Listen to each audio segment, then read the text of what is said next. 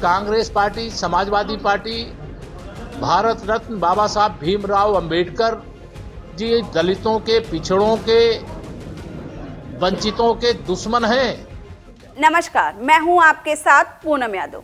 राज्यसभा में अमित शाह के द्वारा डॉक्टर भीमराव अंबेडकर पर दिए बयान के बाद से सियासत थमने का नाम नहीं ले रहा। रोज कोई ना कोई नया मामला सामने आ ही जाता है। कल यानी बीते मंगलवार को बीएसपी के वरिष्ठ नेताओं और कार्यकर्ताओं द्वारा पूरे देश में अमित शाह के खिलाफ विरोध प्रदर्शन किया गया, तो वहीं कांग्रेस ने भी जमकर विरोध प्रदर्शन किया। इसी बीच उत्तर प्रदेश के उप मुख्यमंत्री केशव प्रसाद मौर्य ने बरेली में समाजवादी पार्टी और कांग्रेस पर तीखा राजनीतिक हमला बोला। उन्होंने दोनों दलों को दलित विरोधी करार दिया। उप मुख्यमंत्री ने कहा कि सपा और कांग्रेस ने हमेशा दलितों के अधिकारों का हनन कर उनके विकास में बाधा उत्पन्न की है। इसके साथ ही डिप्टी सीएम ने आगे कहा कि सपा और कांग्रेस सत्ता पाने की लालसा में लगे हैं।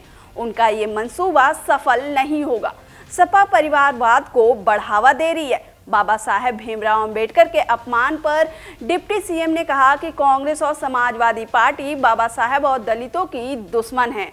विधायक और सांसद की आपसी टसन की वजह से ही संभल में दंगा हुआ। बाबा साहब के अपमान को लेकर प्रदर्शन कर रही कांग्रेस पार्टी को घेरते हुए डिप्टी सीएम केशव प्रसाद मौर्य ने कहा कि बाबा साहब का अपमान कांग्रेस ने किया।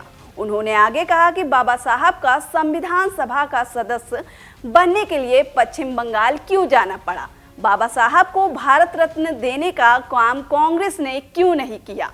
उनकी अंतिम यात्रा में कांग्रेस ने हिस्सा क्यों नहीं लिया? साथ ही कांग्रेस ने बाबा साहब को चुनाव भी हरवा दिया। इसके साथ ही उन्होंने सपा सरकार को भी बाबा साहब का विरोधी बताया और उन्होंने कहा कि सपा और कांग्रेस दलित व बाबा साहब की दुश्मन है।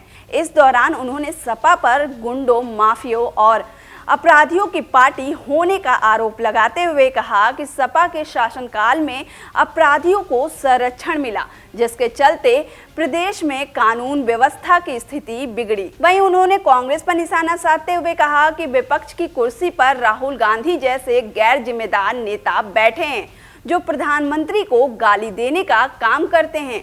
वहीं डिप्टी सीएम ने आगे कहा कि सपा और कांग्रेस की राजनीति अब समाप्त हो चुकी है और जनता ने उन्हें नकार दिया है। उन्होंने विश्वास जताया कि आगामी चुनाव में भारतीय जनता पार्टी प्रचंड बहुमत से जीत हासिल करेगी और प्रदेश में विकास की गति को और तेज करेगी। कांग्रेस पार्टी, समाजवादी पार्टी, भारत रत्न बाबा साहब भीमराव अंबेडकर जी दलितों के, पिछड़ों के, वंचितों के दुश्मन हैं। इसी बीच डिप्टी सीएम ने संघ प्रमुख मोहन भागवत के बयान पर भी चर्चा किया। आपको बता दें कि मोहन भागवत ने कहा था कि मस्जिद में मंदिर ढूंढना बंद करो।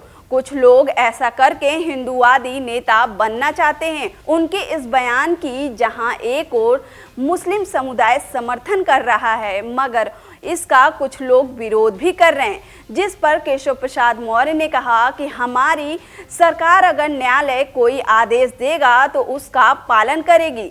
इससे डिप्टी सीएम केशव प्रसाद के बयान के कई मायने निकलते हैं। ये संघ पर निशाना भी साधना हो सकता है, क्योंकि आरएसएस मस्जिदों में मंदिर ढूंढने वालों से नाराज चल रही है।